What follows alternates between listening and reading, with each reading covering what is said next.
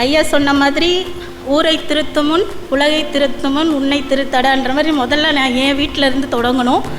நம்ம ஒரு அரசியல் விழாவில் தான் பார்த்துருக்கோம், மேலத்தாளத்தோட ஒரு தலைவரை கூட்டிகிட்டு வர்றது. அந்த மாதிரி நான் ஐயாவை ஒரு சிங்கம் மாதிரி நடுவில் நடந்து பின்னாடி மாணவர் படையோடு அவரை அழைச்சிட்டு வந்திருந்தார் எங்கள் அப்பா.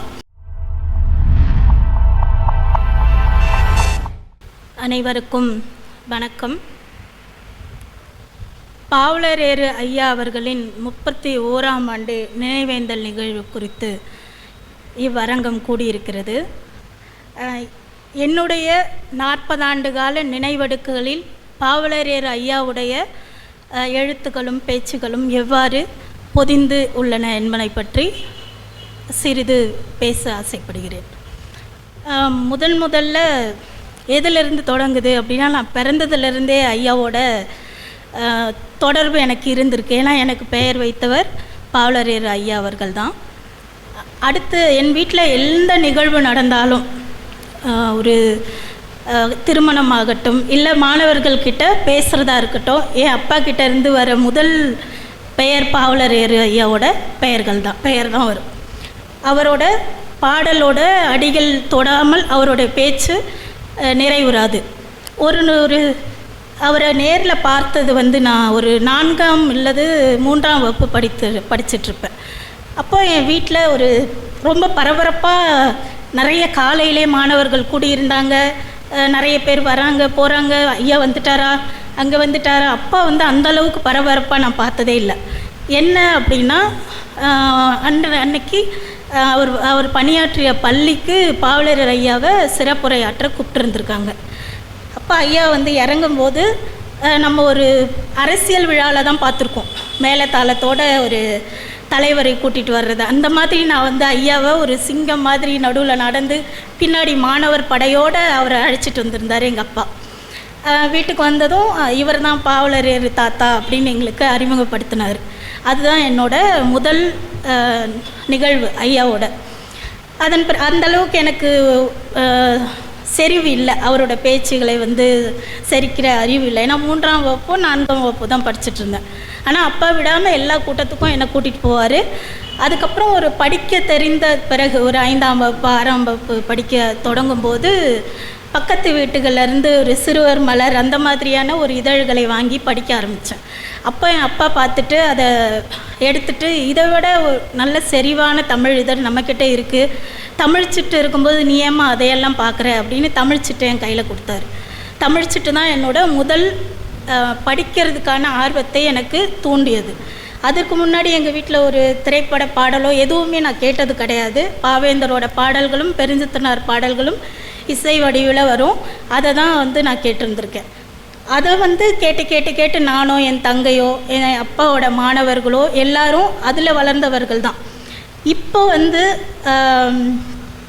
5ஆம் வகுப்பு படிக்கும்போது நினைக்கிறேன், இந்த ராஜு கொலை வழக்கு நடக்கும்போது நமக்கு எல்லாருக்குமே தன்னோட தாயும் தந்தையும் தானே ஒரு கதாநாயகர்களாக, அவங்க வழியாக தான் நம்ம உலகத்தை பார்ப்போம்.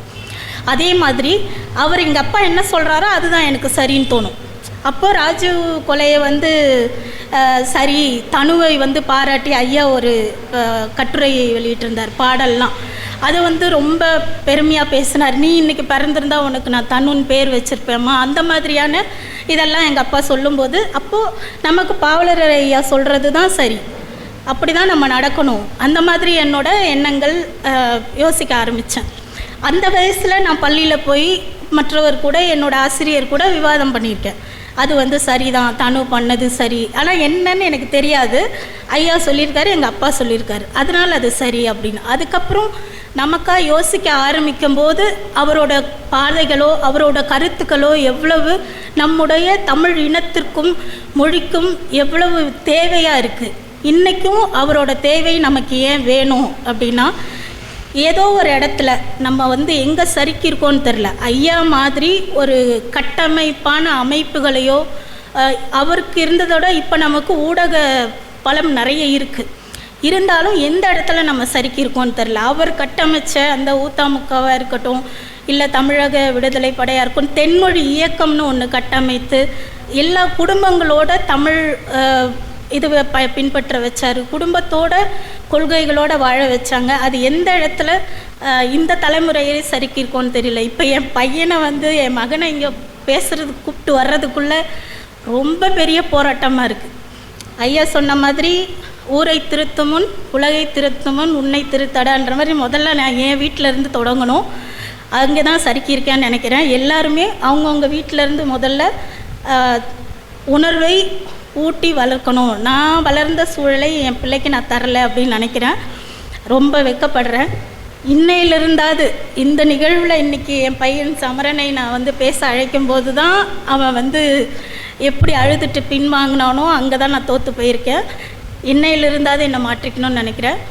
ஐயாவோட ஒவ்வொரு பாடல்கள்லேயும் ஒவ்வொரு பேச்சிலையும் ஒவ்வொரு எழுத்துலேயும் தமிழ்நாடு தமிழ் இனம் மட்டும்தான் இருந்திருக்கு. அவர் இறுதி வரைக்கும் அதில் மட்டுமே வாழ்ந்தவர். பேச்சு ஒன்று எழுத்தொன்று செயல் ஒன்றுன்னு இல்லாமல் அதிலே வளர்ந்தவர். அவர் எப்படி அவரோட குடும்பத்தையும் அவர் மாதிரியே கொண்டு வந்திருக்காரோ அதே மாதிரி இங்கே கூட இருக்கிறவங்களும் அவரை மாதிரியே நாமளும் செய்யணும் அப்படின்னு உறுதியேற்றுக்கோம். இனி வரும் இளைஞர்களுக்கு என்னால் முடிந்தது, என்னோட மாணவர்களுக்காக இருக்கட்டும் இல்லை என்னோட பிள்ளைகளுக்காக இருக்கட்டும், இதே மாதிரி உணர்வினை ஊட்டி வளர்ப்பேன் அப்படின்னு உறுதியேற்கிறேன். நன்றி, வணக்கம்.